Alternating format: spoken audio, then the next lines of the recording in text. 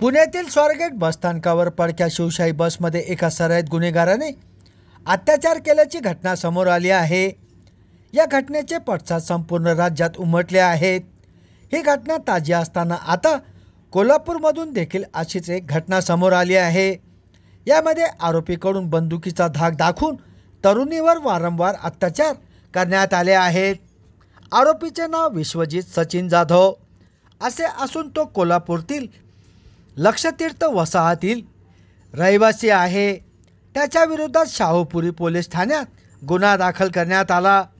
पीडित तरुणीने 2018 पासून वेगवेगळ्या ठिकाणी आरोपीने आपल्यावर बलात्कार केल्याचे म्हटले आहे। तसेच आरोपीने 2 वेळा इच्छेविरुद्ध गर्भपात करायला लावल्याचे देखील पीडितेने आपल्या फिर्यादीमध्ये नमूद केले आहे।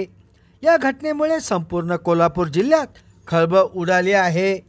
पुण्यातील स्वारगेट बसस्थानकात सरकारी बसमध्ये फलटणच्या तरुणीवर अत्याचार करणारा आरोपी दत्तात्रय रामदास गाडे यास पोलिसांनी 70 तासाच्या अथक प्रयत्नानंतर अटक केली।